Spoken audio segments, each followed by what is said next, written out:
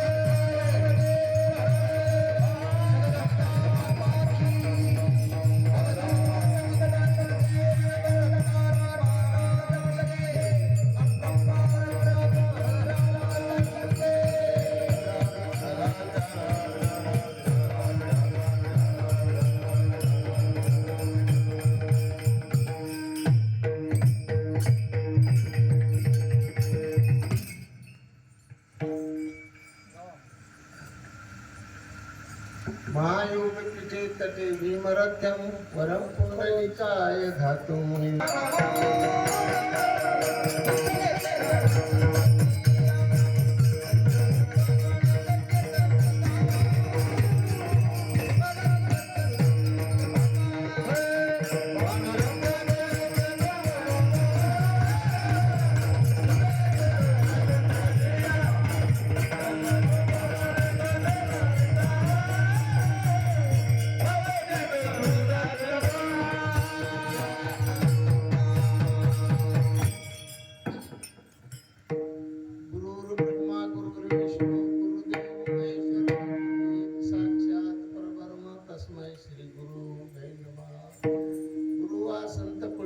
राजा गुरु हा प्राण विसावा माझा गुरु विना देव नाही दुजात पाहता त्रिलोकी मनोने जाणते न गुरु भजिजे तेने कृत कृतार्थ होईजे जैसे मूळ सिंचनी शाखा फलव संतोषती जयाचे केलिया स्मरण सकळ विद्याचे अधिकरण शिवंदू चरण श्री गुरुचे ते नमस्कार मी आता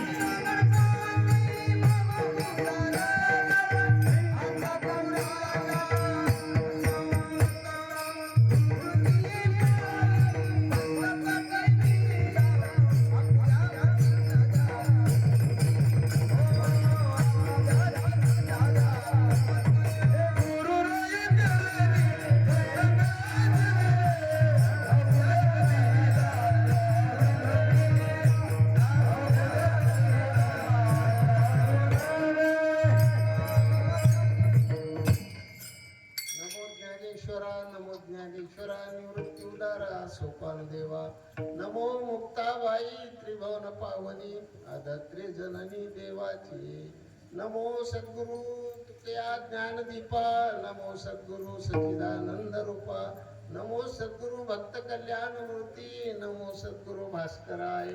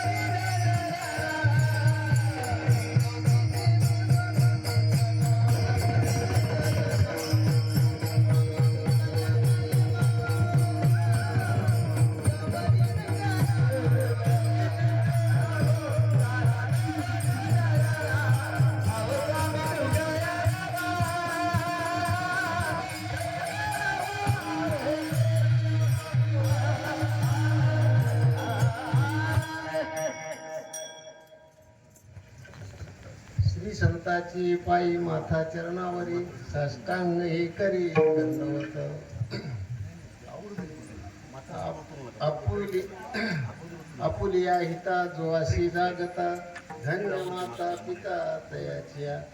प्रस्तुत प्रसंगी प्रस्तुत समयी घेतलेला अभंग जगमान्य विश्वमान्य देवमान्य वारकरी संप्रदायाच्या कलस्थानी शोभणारे वैराग्याचे मूर्तिमंत पुतळे ज्यांनी पंचम वेद गाथारूपी तयार केला असे जगद्गुरु तुकाराम महाराज यांचा हा 4 चरणाचा अभंग आज आपल्या सेवेसाठी घेतला आहे.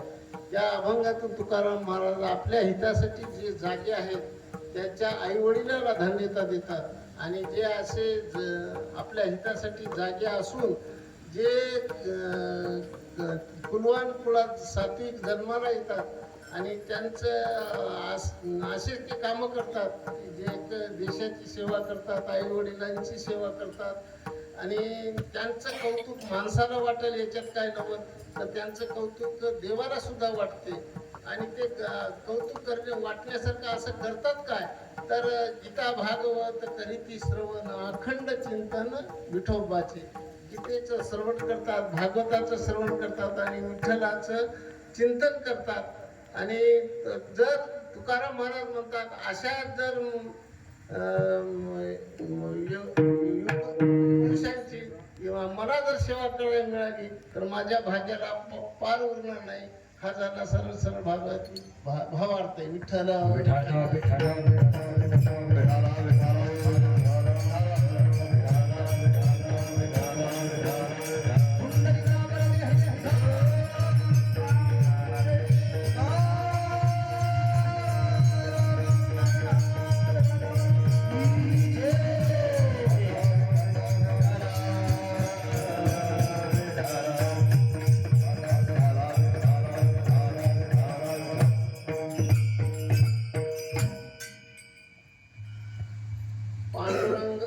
पांडुरंग परमात्म्याच्या कृपेने, ओंकारेश्वर महादेवाच्या कृपेने, जगदंबेच्या कृपेने आणि ग्रामदेवता हनुमंतरायांच्या कृपेने अखंड हरिनाम सप्ताह ग्रंथराज ज्ञानेश्वरी पारायण सोहळा मोजे चेनापूर तालुका अर्धापूर जिल्हा नांदेड येथे होत आहे.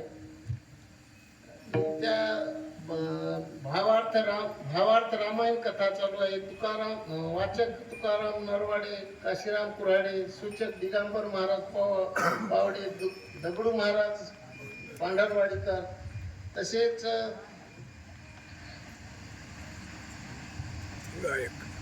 आजचे अन्नदाते श्री रामजी हनुमंत मुख्यवाड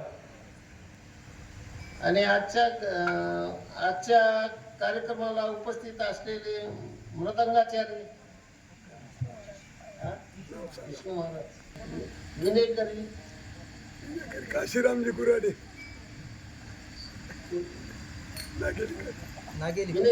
माधवराम नागरवाड, तसेच मृदंगाचार्य गायनाचार्य कामाजी मामा रेवणगावकर, तसेच आमचे सिद्धेश्वर महाराज की ज्यांचे ओळख आम्हाला केशवगिरीच्या सप्त्यामध्ये झाली आणि त्यावेळेस नाम उल्लेख करण्यात आला की आमच्या नांदेड जिल्ह्याचं वैभव सिद्धू महाराज म्हणून तिथं त्या वक्त्यानं उच्चार केला त्याचा. असे हे गायनाचार्य असलेले आज आपल्या यांना उपस्थित आहेत. गिरी, कृष्णा भालेराव, राम कपाटे, तसेच संगीत विशारद गोरख महाराज कोर्टेकर, काकडा भजन राघोजी मामा ढगे, सिद्धेश्वर महाराज लांडगे, काशीनाथ महाराज मामा कुऱ्हाडे, गोविंदराव सीताराम, तसे हरिपाठ नेतृत्व ज्ञानेश्वर वारकरी शिक्षण संस्था वसमत, विनेकरी केशव महाराज दिलसरकर, चोपदार महादेवरामा नगरवाड खरबीकर आणि भजनी मंडळ बारड, पांढरवाडी, पाटणूर, नागेली, तिरकसवाडी, आंबेगाव, लहान, खरबी, पांगरी असं हे सुंदर गावकऱ्याच्या वतीनं सुंदर असं सप्ताहाचं नियोजन करण्यात आलं. त्यांनी त्या सर गावकऱ्यांना आणि सप्ताह कमिटीला मी धन्यवाद देतो. मला इथं येण्याचं कारण म्हणजेच बालाजी महाराज पुयड आणि गोविंदराव महाराज यांचा फोन आला आणि माझं आणि त्याच्यामुळं मला इथं या सप्ताहामध्ये कीर्तनाला सेवा मिळाली. आणि तसंच मी बऱ्याच दिवसापूर्वी समजा इथं येत गेलो. मी ITC कंपनीत संचालक असल्यामुळं जवळपास मी 30 वर्ष शेतकऱ्यासाठी कामं केली आणि त्या शेतकऱ्यासाठी कामं केल्यामुळंच मला महाराष्ट्र शासनाचा कृषीभूषण मिळाला आणि पाण्यावर कामं केल्यामुळं महाराष्ट्र शासनाचा जलभूषण पुरस्कार मिळाला, महाराष्ट्र शासनाचा कृषीरत्न पुरस्कार मिळाला. इतकंच नाही तर तुमच्या आशीर्वादानं मला एवढे पुरस्कार मिळाले की म्हणजे सगळेच विद्यापीठाने दिले, सगळ्या कृषी विज्ञान केंद्राने दिले, सगळ्यांना पुरस्कार दिले. त्यामुळं माझी महाराष्ट्रातून 2016 मध्ये राष्ट्रीय परिषदेवर निवड झाली आणि महाराष्ट्रातील संपूर्ण शेतकऱ्यासाठी ट्रॅक्टरला सबसिडी, अवजाराला सबसिडी, 50% ठिबक सिंचन होतं, 80% करण्याचं म्हणजे ही करण्याची मला संपूर्ण महाराष्ट्रातील शेतकऱ्यासाठी काम करण्याची संधी मला मिळाली. ते तुमच्या आशीर्वादामुळे. आणि मी म्हणजे आता या 2-3 वर्षातच कीर्तन करालो. पूर्वी म्हणजे मी अगोदर सावता माळ्यासारखा परमार्थ केला आणि हे जे पुरस्कार दिले जातात ते काय स्वतःच्या घरचं काम केल्यामुळे दिले जात नाहीत. इतर शेतकऱ्यासाठी काय केलं म्हणूनच ते पुरस्कार दुसऱ्यासाठी काम करावं लागते. आणि जर स्वतःसाठी तर कोणीही जगतेच आणि आता हे अभंगही तेच आहे की ज्यानं काही म्हणजे दुसऱ्यासाठी काय करतो ते स्वतःसाठी करतो ते जिवंत असून मेल्यासारखा असतो आणि जो माणूस दुसऱ्यासाठी कार्य करतो तो माणूस मेल्यावरही कीर्ती रूपानं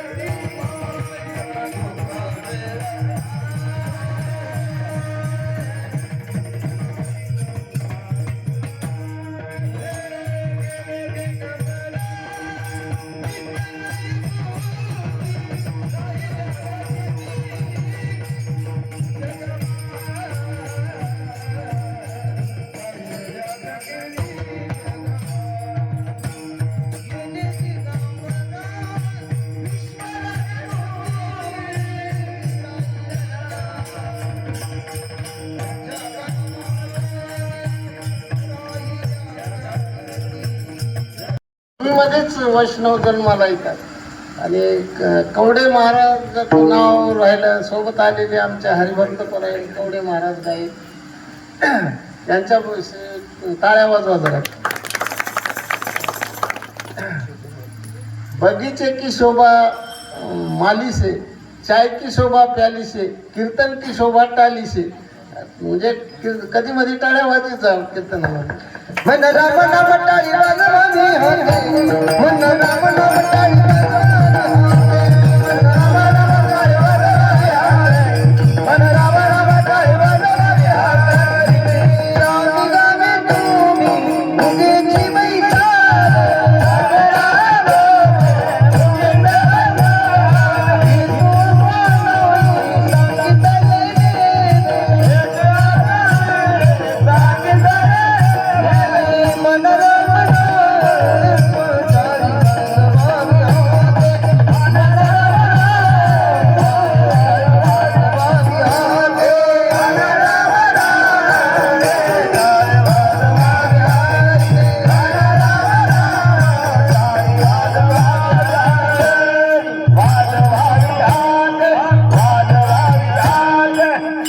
आपलं भाग्य, या गावाचं भाग्य, जिथं ओंकारेश्वराचं मंदिर, जिथं जगदंबे मातेचं मंदिर, जिथं हनुमंतरायाचं मंदिर, अशा या पावन भूमीमध्ये, अशा या पावन पवित्र क्षेत्र जनापूर गावामध्ये तुमच्यासारख्या माणसाला जन्म मिळाला, हे तुमचं भाग्य त्याच्यात. आणि माझ्यासारख्या एका शेतकऱ्याला इथं कीर्तन करण्याची संधी मिळाली, ते सुद्धा मी माझं भाग्यच समजतो.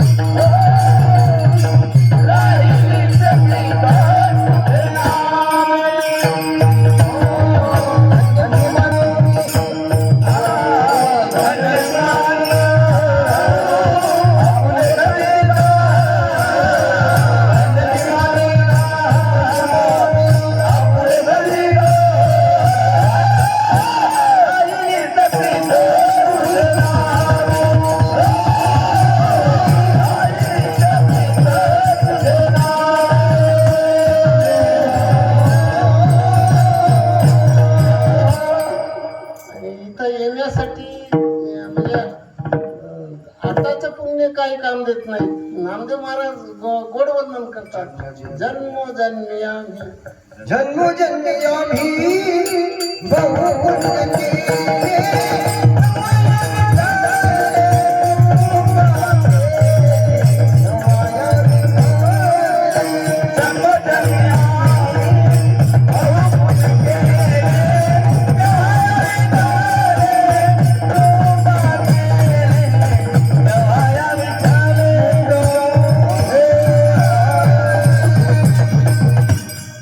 जन्मोजन्माचं पुण्य लागतं इथे यायला. बहुत सुकृताची गोडी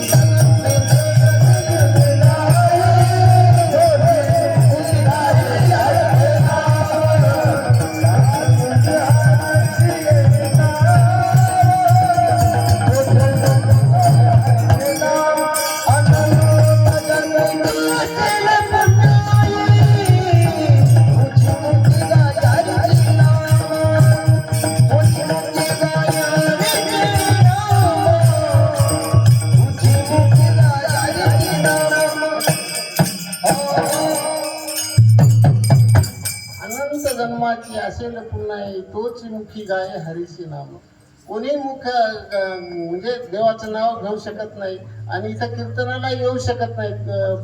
पुण्य पाहिजे येण्यासाठी. इथं तिळतिळ पुण्य साचा पडे, हे तर बहुत जन्मी घडे, तरीच नाम माझ्या आतुडे, संत समागम घडे संताचा.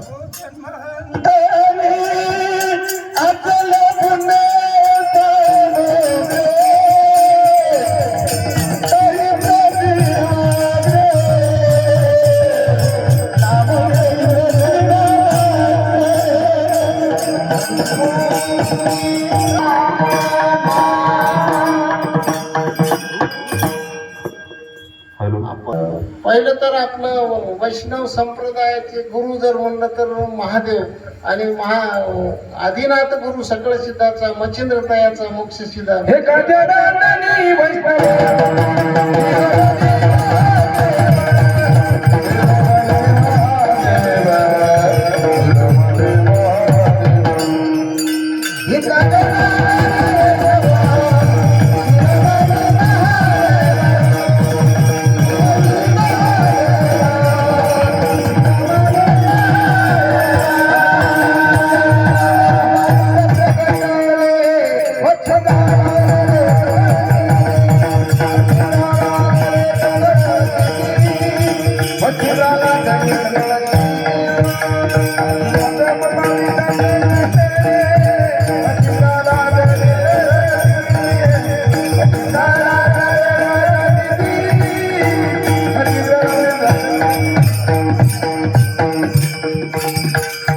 एका जनार्दनी महादेव शिरोमणी महादेव एका जनार्दनी वैष्णव शिरोमणी महादेव.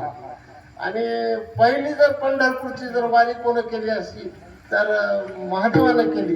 रंभादिका नाचाची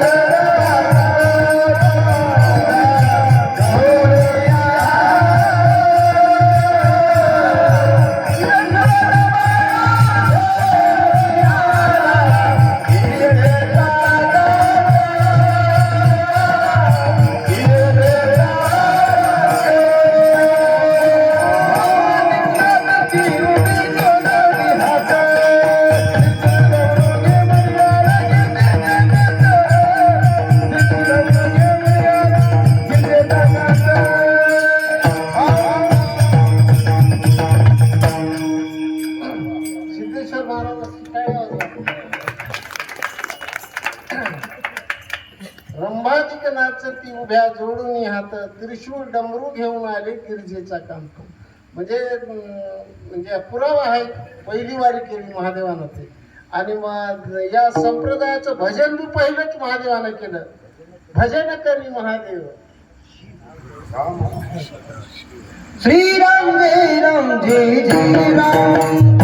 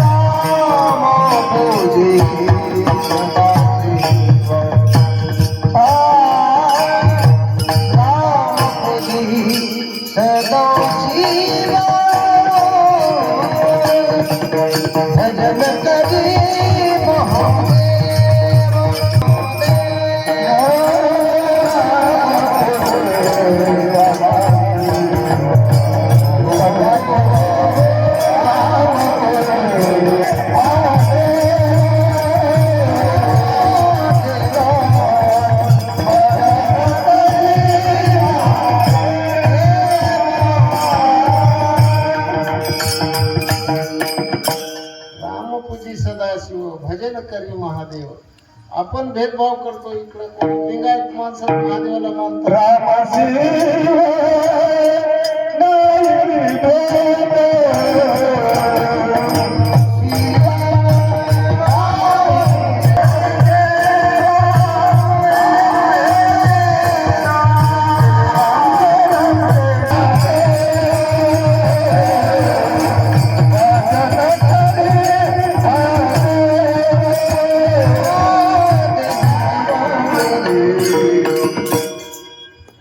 बहिणाबाई वर्णन करतात.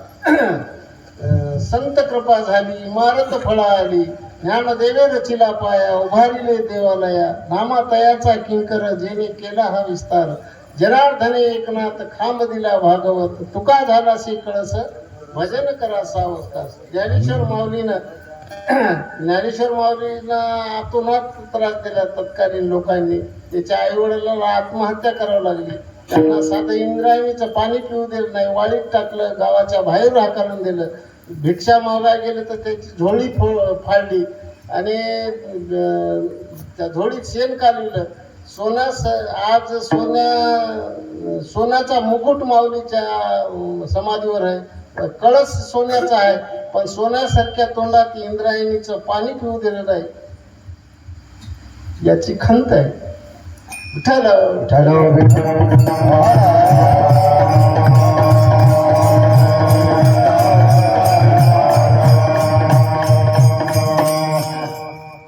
एवढा त्रास देऊन सुद्धा सुद्धा ज्ञानेश्वर माऊलीने जे संस्कृतमध्ये दडलेलं ज्ञान होतं तुमच्या आमच्यासाठी खुलं केलं. लोपले ज्ञानाचं की हिथं नेनंती कोणी, अवतार पांडुरंग नाव ठेवले ज्ञानी. आणि ज्ञानेश्वरी सारखा ग्रंथ लिहिला, हरिपाठ लिहिला, अमृत अनुभव लिहिला, चांगदेव 65 लिहिली. आणि देव खुश झाले, निवृत्तीनाथ खुश झाले आणि म्हणले काय मागायचे ते मागा. माऊलीनं स्वतःसाठी काहीच मागितलं नाही, पण विश्वासाठी पसायदान मागितलं. जे स्वतःसाठी मागलं जातं त्याला भीक म्हणतात, समाजासाठी मागलं जातं त्याला दान म्हणतात, कुटुंबासाठी मागलं जातं त्याला भिक्षा म्हणतात, आणि संपूर्ण विश्वासाठी मागलं जातं त्याला पसायदान म्हणतात. पसायदान म्हणतात. वाजवा टाळ्या.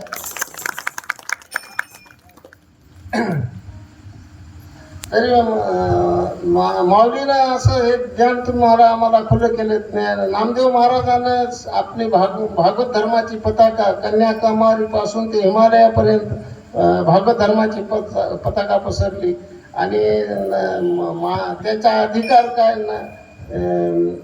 नव्हे हा सामान्य महिमा संताचा, नैवेद्य हातीचा मूर्ती देवी.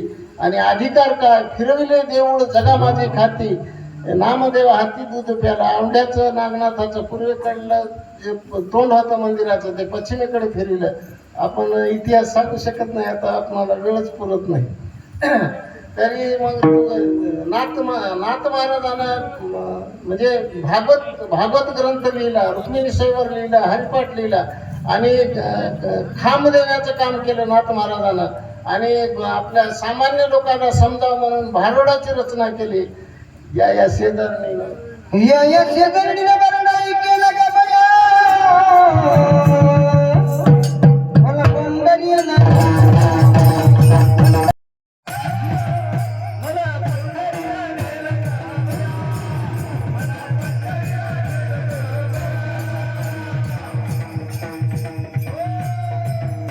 पंढरीची वाट माझ्या पायी आले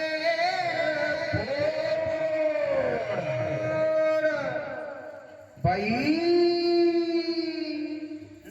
या शेजारीला बरं नाही केलं का बया, मला पंढरीला नेलं का.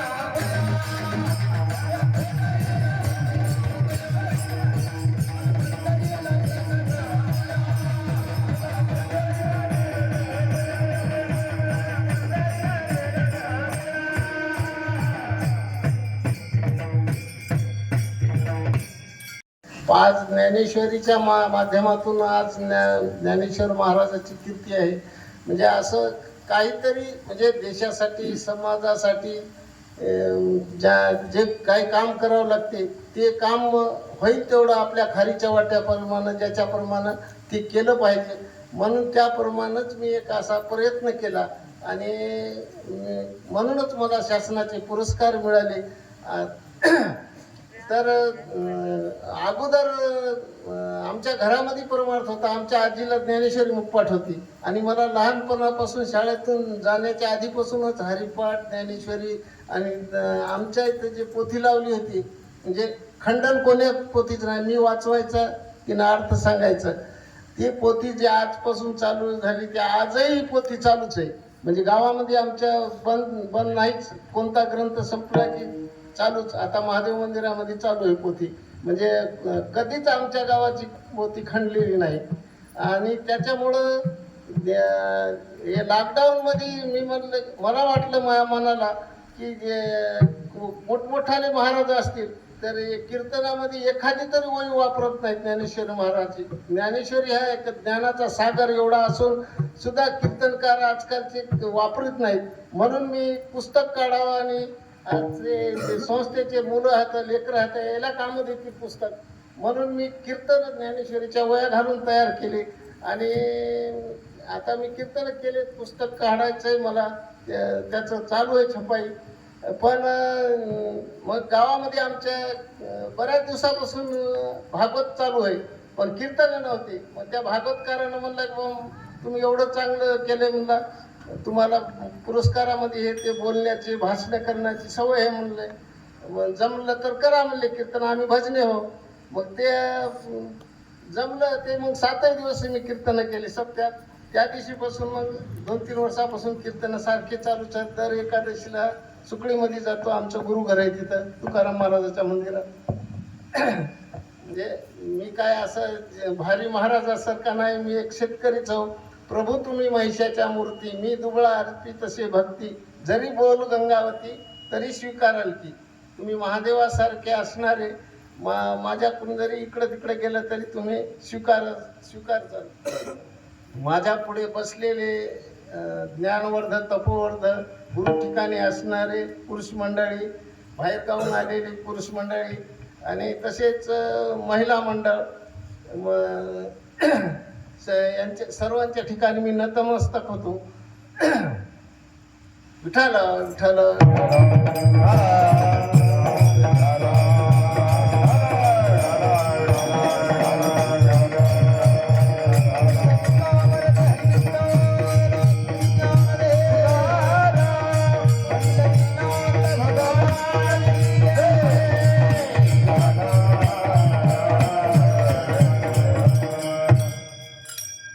आपलं पहिलं भाग्य आपल्याला नरदेह मिळाला.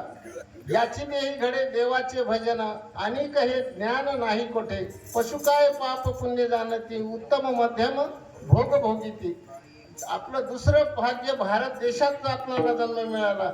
भागवतात वही आली, भरतखंडे नरदेह प्राप्ती, हे तर परम भाग्याची संपत्ती. म्हणजे भारतात जन्म मिळणं म्हणजे आपलं भाग्यच. त्याच्यातल्या त्यात साधू संतांच्या वीर पुरुषांच्या पदस्पर्शाने पावन झालेल्या महाराष्ट्रात आपला जन्म मिळाला. ते आपलं पुन्हा आपलं भाग्य पवित्र. वैष्णवाचा दास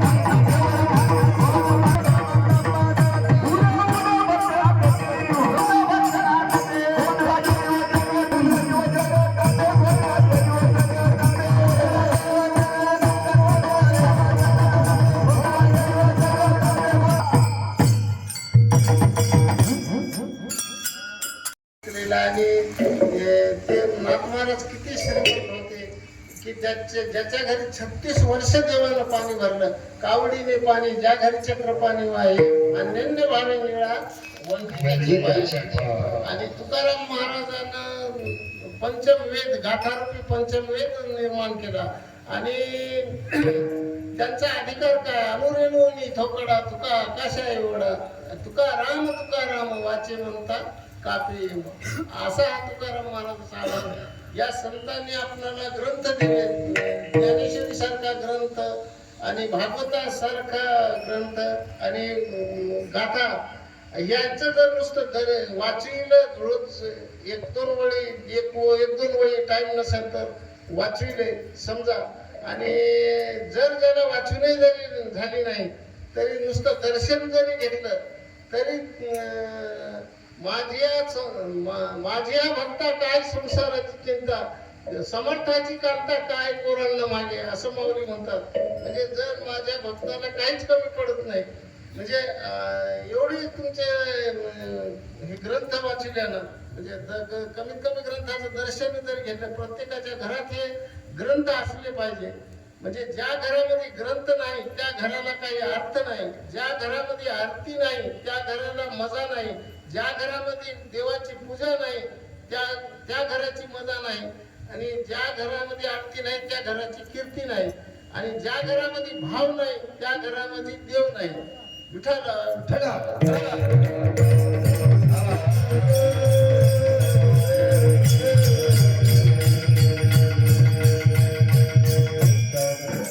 आपुल्या हिता जो असे जागतात, म्हणजे आपल्या हितासाठी जागा आपण जे समजतो ते हित प्रापंचिक हित नाही, तर महाराज ते परमार्थिक हित म्हणतात. हित ते करावे देवाचे चिंतन करून या मन शुद्ध व्हावे.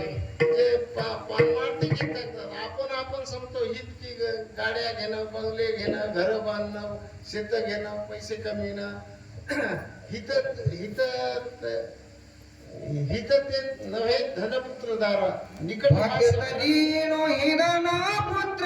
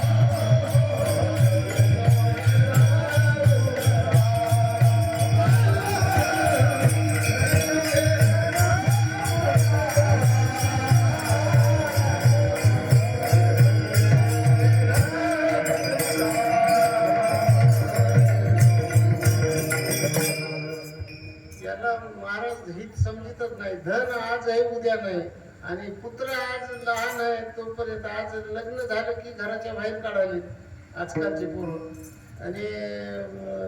आणि जग हे सुखाचे दिल्या घेतल्याचे अंत हे काळीचे कोणी नाही. झाल्या हे शक्ती गळती ना कटोळे सांडुनिया पळती रांडा पोरे. बाईल म्हणे खरं म्हणतात तरी बरे नाशिले घर ठुमकोनिया. बायको असणे सुद्धा म्हातारपणात म्हणजे म्हातारपणामध्ये कंटाळा करते. म्हणजे कोणीच नाही. तुका म्हणे तुझं सोडवी ना कोणी एका चक्रपाली वाचून या. देवाशिवाय कोणीच नाही. समजा ही आपलं देवाचं चिंतन करणं हे नाथ महाराज सुद्धा म्हणतात आवडे देवाशी तो ऐका प्रकार नामाचा उच्चार रात्र दिवस.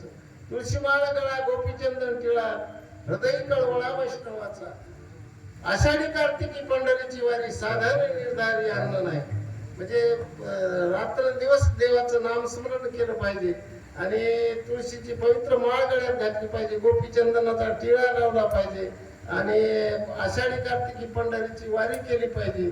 असं म्हणजे करीत ते त्यांना देवाप्रमाण मानलं नाथ महाराजांना. म्हणजे असं जे कोणी करते त्याला एका जनार्दनी ऐसा ज्याचा नेम तो देवा समान पूज्य जगी. म्हणजे हे करण्याला हित समजतात. आता रामायणातील एक प्रसंग रामचंद्र प्रभूला वनवास काही न द्यायला होता दशरथ राजाला, आणि त्यावेळेस आपण म्हणतो की आपली मुलगी चांगल्या घरी द्यावं. त्यावेळेस रामप्रभू सोबत सीतामाई सुद्धा वनवासाला निघाली, पण जिचा सासरा एका राजा होता आणि जिचा बाप जनक राजा होता, बापही राजा होता, सासराही राजा होता, आणि तिचा पती ब्रह्मांडाचा नायक पती होता तिचा, पण तिला सुद्धा वनवासाला जावं लागलं, आणि दगड उशाला घेऊन 14 वर्ष झोपावं लागलं. आणि ते जात असताना गंगा आडवी आली, आणि त्या गंगेच्या पैल तीरावर जायचं होतं रामचंद्र प्रभूला. तर ती एक नावाडी दिसला आणि एक केवट दिसला, आणि त्याला पाहून रामचंद्र प्रभूंनी विनंती केली की आम्हाला पहिल्या तीरावर नेऊन सोड. त्यानं म्हणलं नेतो माता एका अटीवर, तुम्हाला माझ्या घरी यावं लागेल, पाय धुवून त्या नावेत तुम्हाला बसावं लागेल, तुमच्या पायाची सगळी धूळ काढावं लागेल. कारण का तर मागच्या महिन्यात तुम्ही गौतम ऋषीच्या आश्रमामध्ये गेल्या तर एका दगडाच्या शिळची बाई झाली तुमच्या धुळीनं. तर माझ्या जर नावाची जर बाई झाली तर मग म्हणलं मी काम धंदा काय करू, पोट कसं भरू आणि दोन दोन बायका कशा सांभाळू म्हणला. त्याच्यासाठी तुम्हाला माझ्या घरी यावं लागेल म्हणला. आणि ते लक्ष्मण म्हणला अरे म्हणला तू एवढं विनंती करायला म्हणला, देव आहे म्हणला माझा रामचंद्र प्रभू, आणि तू म्हणला ज्याचे महादेव भजन करतो म्हणते त्याचं, आणि तू साधा नमस्कार सुद्धा करीत नाहीस म्हणला माझ्या देवाला. लक्ष्मण म्हणला त्याला ती असं म्हणला महादेव त्याच्या जटातून गंगा वाहते म्हणला, माझ्या पाया खालून गंगा आहे म्हणला, त्याच्यापेक्षा मी भारी हो म्हणला. केवट म्हणते लक्ष्मणाला. तर म्हणजे त्या नावाखालूनच पाणी गंगा होती ना वाहत त्याच्यामुळं. आणि त्यानं घरला नेलं आणि त्याच्या पत्नीनं काठवट आणली. पहिल्या काठवटी होत्या भाकरी करायची असं लाकडाच्या, आणि त्याच्या मुलानं पाणी आणलं आणि ते एक पाय धुत होतं आणि एक पाय खाली ठेवत होता, परत ते माती लागून परत धुत होता. ते सारखं तेच करत होता. देवाच्या लक्षात चूक आली आणि देवानं मग एक हात पाय काठवटीत ठेवला आणि एक हात त्याच्या हातात दिला आणि त्याला आधार घेण्यासाठी उभं राहण्यासाठी एका पायावर देवानं त्याच्या मस्तकावर हात ठेवला. आणि मग त्यानं ते दोन्ही म्हणजे देवाला खांद्यावर घेतला आणि मग नावेत बसिलं आणि निघाला. आणि तरी फिरतच होता, या कडाला नेत गेला तिकडं मागं फिरत गेला, म्हणजे टाइमपास करीत होता. आणि मग हसला आणि म्हणाला देवा मी तुम्हाला फसविलं म्हणला. आणि ब्रह्मांडाच्या नायकाची मला पाय धुण्याची मला संधी मिळाली, त्या संधीचं मी सोनं केलं आणि माझं मी हित साधून घेतलं. अभंगाचं पहिले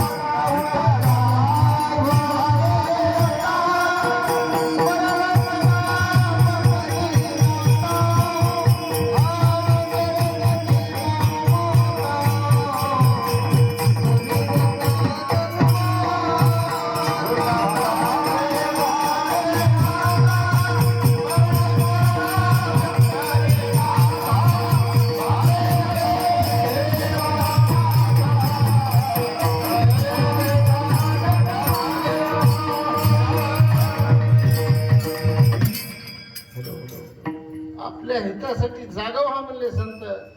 उठा जागे व्हा रे आता, स्मरण करा पंढरीनाथा. जागा व्हा आणि देवाचं नाम स्मरण करा. भावे चरणी ठेवा माथा, चुकवा व्यथा जन्माच्या. धनदारा पुत्र जन, बंधू सोयरे जन, हे मिथ्या आहे जाणून शरण गा देवाशी.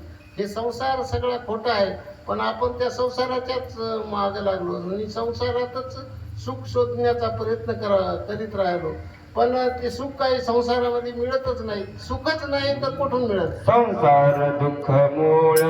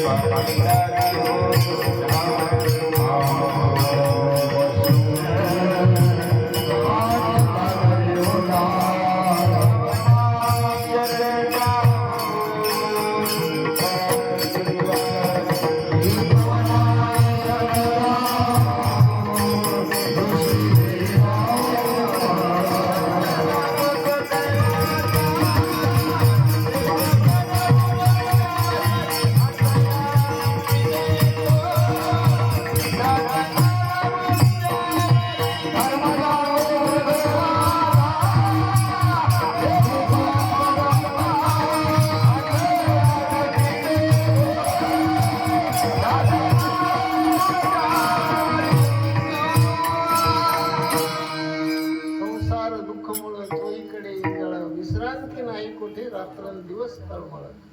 म्हणजे संसाराची भरोभरतीच होत नाही. संसारामध्ये सुखही नाही. माऊली सुद्धा ज्ञानेश्वरीमध्ये वर्णन करतात. मृत्यूलोकी सुखाची कहाणी ऐकी जेल कवनाचे सर्वणी, कैची सुखनिद्रा अंथुरणी इंगळाच्या. इंगळाच्या अंथरुणावर काय चांगल्या विश्रांती झोप येणार आहे काय? तर नाही, ते सुखच नाही. आणि दुःख भांडवली आहे हा संसार. सुखाचा विचार सुख नाही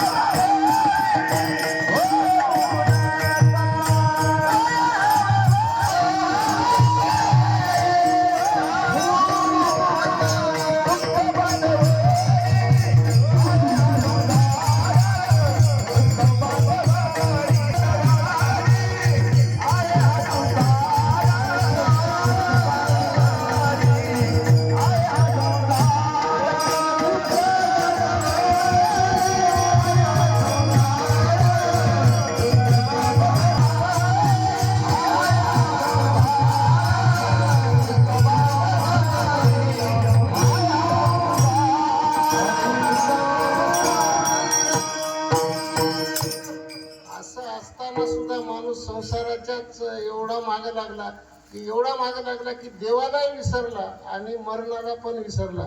पण देवही आपल्याला विसरत नाही आणि मरणही आपल्याला विसरत नाही. देव विसरला तर आपण इथे येऊ शकत नाही आणि मरण सुद्धा आपल्याला विसरत नाही. घडी घडी काळ वाटे अजून किती आहे पाहतो उंदीर घेऊन जाय बोका, तैसा काळा मा जपत असे. उंदीर जसा जपते तसा काळ आपल्याला जपते. तर माऊली सुद्धा म्हणतात तव तव अधिका अधिके, मरण आयुष्याते जिंके, मीठ जेवी उदका जैसे घासी तसे. म्हणजे एक एक दिवस मरण आपल्याला जिंकित असते आणि मिठासारखं आपलं हे आयुष्य कमी कमीच होत राहते. आणि माऊली दुसरं म्हणजे ओळीत सांगतात जन्मलिया बाळक जैसे, जातसे काळाची आमिषे, वाढती करीती उल्हासे उभविती गोळी. आयुष्य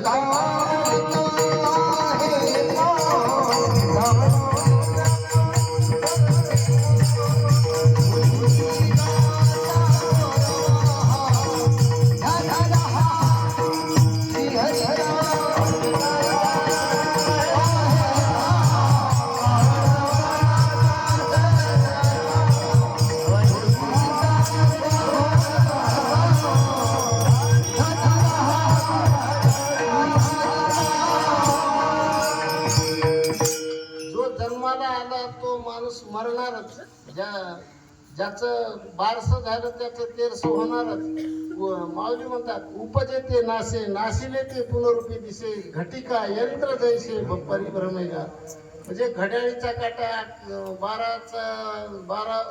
बारावरून 6वर 6वरून 12वर म्हणजे जसं चालू असते तसं जन्म मरणचा फेरा हे चालूच राहते. म्हणजे येथे नाही उरू आले अवतार येरते पामर जीव भीती. जो जन्माला आला त्याला मरण हे अटळच आहे. उपजला पिंडा मरण साराते, मरण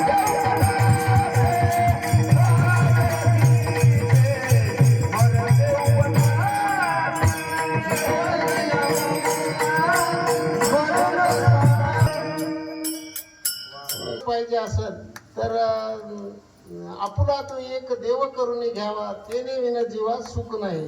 किंवा माऊली म्हणतात सुखा लागी करीशी तळमळ तरी तू पंढरीशी जाय एक वेळ मग तू अवघाची सुखरूप होशी जन्मोजन्मीचे जीव दुःख विसरशी. आपल्याला देवाला शरण जावं लागत किंवा संतांना शरण जावं. देवाला शरण गेले तर काय होतात माऊली सांगतात जो मज होय अन्य शरण तयाचे निवारिणी जन्म मरण शरणांगता शरण मीच ऐकू. जो मला शरण येईल माझं भजन करेल त्याचे मी जन्म मरणाचे फेरे चुकून टाक. शरण गेली या काया होती तुकारानी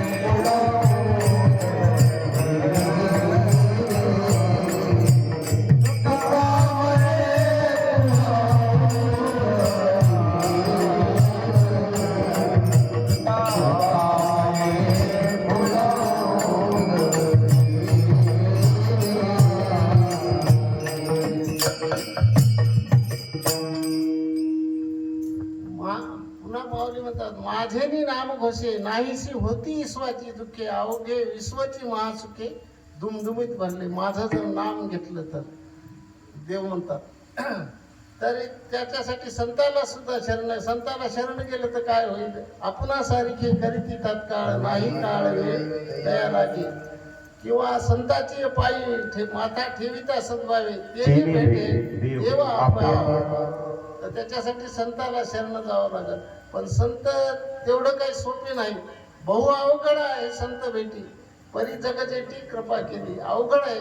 किती अवघड आहे माऊली सांगतात चंद्र अमृत सुखे सेवेल आस्था जाता रवी धरवे पाये हेळा समुद्र तरवे परी या संताची भेटी दुर्लभ बघा. पण एवढी दुर्बल आहे देवाची जर कृपा झाली तर संताची भेटी होते. पण ते संत ओळखायचे कसे. त्या संतांची काही लक्षणं सांगितले. जे का रंजले गांजले असे मले जो आपुले तोची साधू ओळखावा देव तेथीची जावा. तेची संत ज्याचा हेत माऊलीच्या भाषेत सांगायचं झालं तर घरची उजेडू पाडावा परकीया अंधारू पाडावा हे नेण्याची गा करू दीप जैसा. दिवा म्हणत नाही की घरच्याला उजेड देतो आणि चोरायला अंधार देतो असं दिवा असं संताचं लक्षण राहते. वृक्ष खंडावया गाव घाली लावणी जयाने केली वृक्ष दे सावली दोघाही सारखीची. झाड म्हणत नाही की तोंड लावणाऱ्याला सावली देते आणि तोडणाऱ्याला सारखी सावली देते. याच्यावर 25 वेळ हातात ज्ञानेश्वर माऊलीच्या पण आपल्याला वेळ कमी पडते. तर अशा संतांना शरण गेलं पाहिजे. आणि आपल्या हितासाठी कोण जागे होते तर 16व्या शतकामध्ये आदिलशाही मोगलशाही थैमान घालीत होत्या. निजामशाही म्हणजे मुसलमानाचे राज्य हे आपल्या भारतामध्ये आले होते आणि आपल्या हिंदूची मंदिरं पाडली जात होती. मूर्ती फोडल्या जात होत्या देवाच्या. स्त्रियांचे आबरू घेतल्या जात होती, कुंकू पुसल्या जात होतं, शेतकऱ्याची लुटमार करीत होते. आणि असे परिस्थिती पाहून जिजामाईचे डोळे दबदबून आले आणि जगदंबेला नवस केला. ऐसा पुत्र देई संकट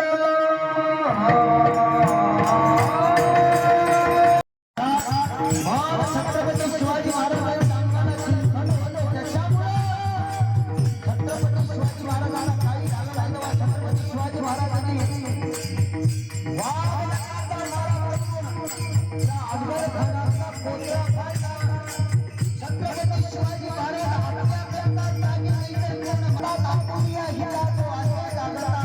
धन्य माता पिता तयार किया.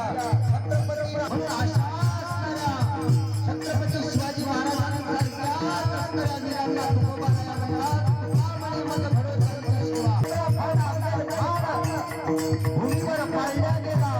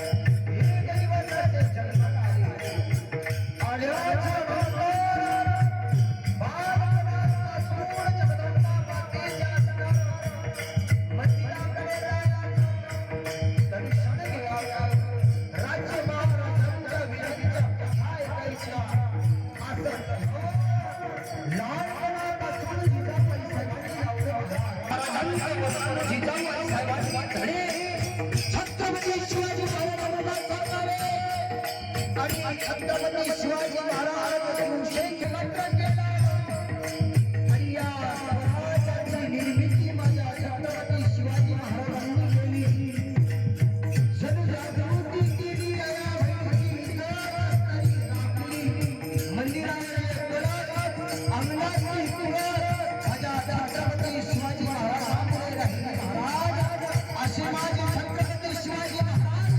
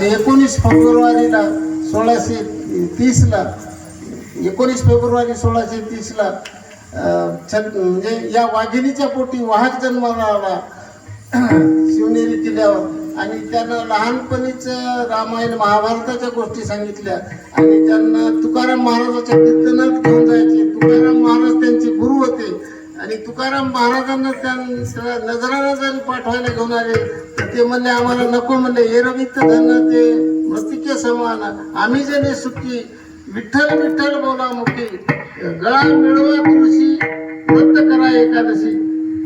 त्या तुकाराम महाराजाचं गुरुचं ऐकून छत्रपती शिवाजी महाराज तुळशीची माळ गळ्यात घालत होते आणि एकादशीचं व्रत करीत होते. आजकालचे दाड्या राखतात, शिवाजी महाराज सारखे चेहरे करतात, पण त्याने शिवाजी महाराज वागले कसे, शिवाजी महाराजाचे विचार कसे होते हे लक्षात घेत नाहीत. तुळशीची माळ पवित्र शिवाजी महाराजाच्या गळ्यात होती, आज कोणी ते माळी घालीत नाहीत. आणि तरी विजयासारखी तलवार चालून गेला, निधड्या छातीने सारा हिंदुस्तान हलून गेला, मुठभर मावळ्यांना घेऊन हजारो सैतानाचा ज्याने नाश केला, असा एक मर्द मराठा होऊन छत्रपती शिवाजी महाराज होऊन गेला, छत्रपती शिवाजी महाराज होऊन गेला. सोबतले मावळे कसे होते, 65 किलोची तलवार बाळगितो त्याला संताजी म्हणतात, शत्रूचा 12 वाजता कळस कापून आणतो त्याला धनाजी म्हणतात, हात तुटला तरी शत्रूशी लढत राहतो त्याला तानाजी म्हणतात, 3000 सैन्याची झुंज देतो त्याला बाजी म्हणतात, आणि या सर्वांना घेऊन स्वराज्याची स्थापना करतो त्याला छत्रपती शिवाजी महाराज म्हणतात. आता बाहेर उभे राहिले आणि देव मधात त्यावेळेस सावतामाळी भजन करीत होते.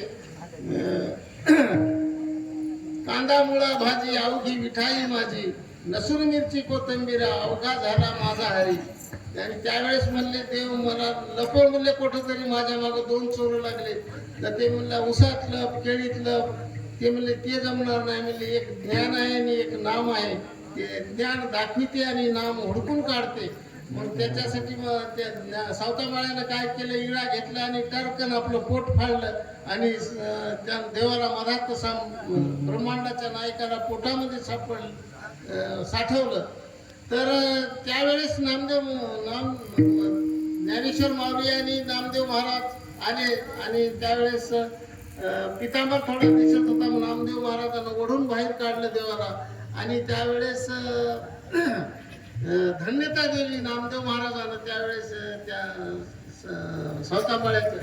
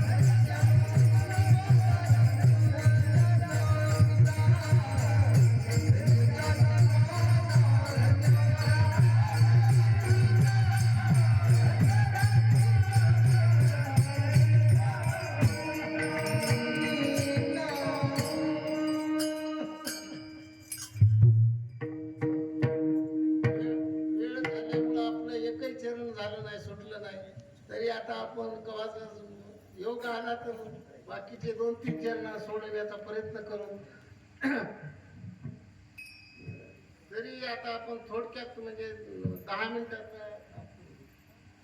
म्हणजे तिसरी धन्यता ज्ञानेश्वर माऊलीला रुक्मिणी मातेनं दिली. धन्यता म्हणजे तुकाराम महाराजाच्या अगोदरच्याही धन्यता होता म्हणजे दिलेल्या. नामदेव महाराजांना अगोदर दिली आणि रुक्मिणी मातेनं दिली ज्ञानेश्वर माऊलीला. ज्यावेळेस ज्ञानेश्वर माऊली समाधी घेण्यासाठी तयार झाले त्यावेळेस मुक्ताबाई सोपानदेवाच्या गळ्यात पडून रडायला लागली. अरे आपल्या आई वडिलांनी आत्महत्या केली त्यावेळेस आपल्याला एवढं दुःख झालं नाही, त्याच्यापेक्षाही दुःख जास्त होते. आणि ज्ञानेश्वर माऊली निवृत्तीनाथांना म्हणले, दादा माझ्याकडून जर काही अपराध झाले असतील तर मला माफ कर. त्यावेळेस निवृत्तीनाथ म्हणले, माझ्या ज्यावेळेस आई वडील गेले आत्महत्याला त्यावेळेस चिठ्ठीवर लिहिलं होतं, तू यांचे आई वडील होऊन यांचा सांभाळ कर. पण त्यावेळेस ज्यावेळेस लोकांनी भिक्षा दिली नाही त्यावेळेस तुम्हाला मी पाणी पाजून झोपी घातलं. विठ्ठल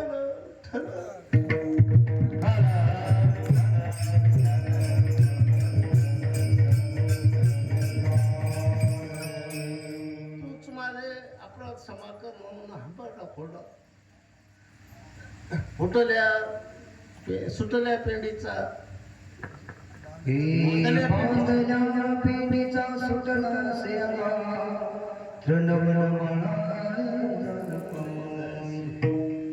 आता जसे कारण रानुमाळ होतात तशा प्रकारचं झालं. आणि मग निवृत्तीनाथाने एक हात धरला आणि देवानं समाधी काढली. आणि त्यावेळेस सर्व संत होती नामामने संत होती का सावीची लावी ती पदर डोळ्याची, सगळे संत रडायला लागले. संत रडायला लागले एवढंच नाही तर देव सुद्धा रडायला लागले. मग त्यावेळेस रुक्मिणी माता म्हणतात, देवा तुम्हाला हे शोभलं का रडायला? तुम्ही जगाचे मालक आहात, तुम्हाला कसं हे करताय? तर त्यावेळेस देव म्हणे, रुक्मिणी हाची एक योगी देखील नाही, हाची ज्ञान संजीवनी जाण त्रिलोक्या माझी. पंढरीविनी सोपे हरावया विश्वाची वापे, कळीकाळ कोपलिया कोपे न चाले आळ अलंका पुरीशी त्याचे. ऐसे सांगता हरीशी प्रेम ओसंडे रुक्मिणीशी, म्हणे धन्य धन्य जयाचे. आणि माफ करा, मी आपले पत्रकार क्षीरसागर त्याने यूट्यूब चॅनल आणलंय, पूर्ण महाराष्ट्राला आपलं हे कीर्तन दाखविणार आहे. आणि त्याचं नाव विसरलो घ्यायचं मी. आणि तसंच आपले शूटिंगवाल्याचं सुद्धा नाव विसरलो, तुम्ही सुद्धा माफ करा. आणि या दोघांच्या नावाने एकदा टाळ्या वाजवा. आता वेळ नाही आपल्याकडे. शंकरराव चव्हाण एका 2च मिनिटात सांगतो आता. म्हणजे किंवा न पाहिलं असेल, आम्ही ते पाहिला. आणि आमच्या लहानपणी गव्हाची रोटी खायला मिळायची नाही. आणि हे घरं जे दिसतात ते मातीचे घरं राहायचे. आणि गव्हाची रोटी सणाला सुद्धा मिळायची नाही खायला. अशी परिस्थिती असताना एका गरीब शेतकऱ्याच्या कुटुंबात जन्मलेला शंकरराव चव्हाण एक नांदेडचा नगराध्यक्ष, पुन्हा ते पाटबंधारे मंत्री झाले. आणि पुन्हा केंद्रात सुद्धा संरक्षण मंत्री, अर्थमंत्री, गृहमंत्री असे त्यांनी पद भूषविले. पण त्यांनी गोरगरीब शेतकरी कष्टकरी जनतेला केंद्रबिंदू मानून पूर्ण आयुष्य खर्च केलं. आणि या महाराष्ट्रामध्ये 365च्या वर प्रकल्प उभे करून या महाराष्ट्र राज्याला नव्हे या भारत देशाला पाणी पाणी करून सोडलं. आणि हरित क्रांती घडवून आणली. त्याचंच आज शंकरराव चव्हाणाची दूरदृष्टी म्हणूनच आज आपण आपला भारत देश सुजलाम सफलाम झाला. त्यावेळेसच्या इंदिरा गांधी यांनी त्यांच्याबद्दल वक्तव्य केलं की महाराष्ट्र ही पवित्र साधू संतांची भूमी आहे. आणि याच भूमीनं महाराष्ट्रानं आम्हाला शंकरराव चव्हाण सारखा नेतृत्व आमच्या भारत देशाला दिलं, हे आमच्या भारत देशाचं भाग्य समजतो. आणि डॉक्टर शंकर दयाळ शर्मा त्यावेळीचे राष्ट्रपतीने उद्गार काढले, एखाद्या कमलपत्रासारखं राहून शंकरराव चव्हाण साहेबांनी निष्कलंक राजकारण केलं आणि कुठेही गालबोट न लागू देता संपूर्ण भारताला सुजलाम सफलाम करून हरित क्रांती घडवून आणली. आणि असे काम केलेल्या तुकाराम महाराज धन्यता देतात. धन्य माता पिता दयाची या. आणि अशाचं कौतुक म्हणजे देवालाच काय, म्हणजे माणसालाच काय, तर दयाचा हर एक वाटे देवा. आणि ते करतात काय, तर गीता भागवत करीती सर्वांना अखंड चिंतन विठोबाचे. ते गीतेचं श्रवण करतात, भागवताचं श्रवण करतात आणि विठ्ठलाचं नाम चिंतन करतात. आणि अशाची जर मला सेवा करायला मिळाली तर तुकाराम महाराज म्हणतात की माझ्या भाग्याला पार उरणार नाही. तुका म्हणे घडो जागी सेवा, तुका म्हणे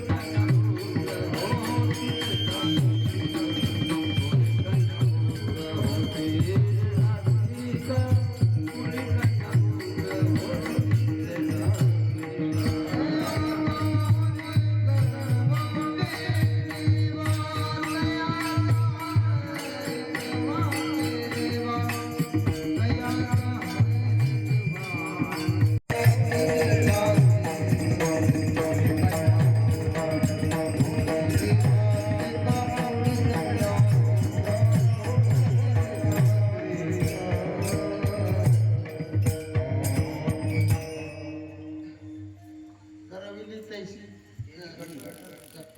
भाकडी नीट देव झाला. आणि आपण वारकरी संप्रदायाप्रमाणे भजन विसरूनच गेलो म्हणण्याचं.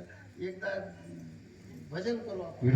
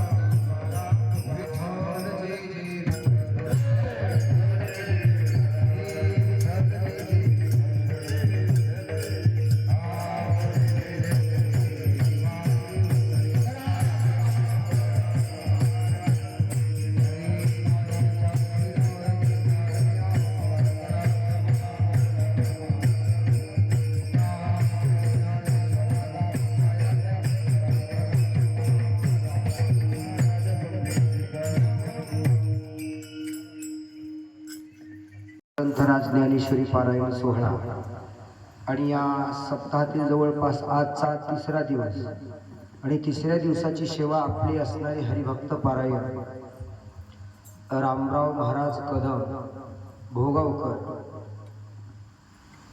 असे थोर महात्मे जणू त्यांच्याकडे बऱ्याच काही पदवी आहेत.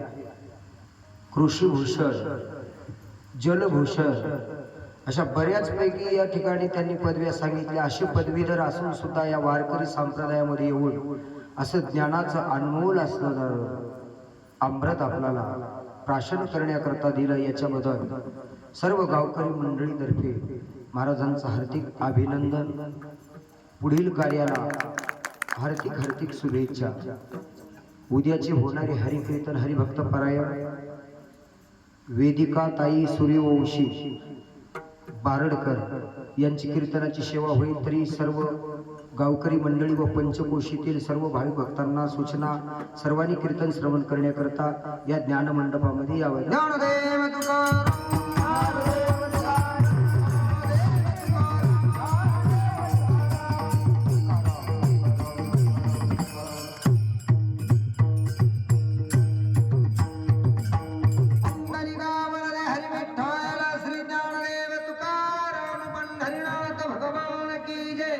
मौली ज्ञानेश्वर महाराज की जय.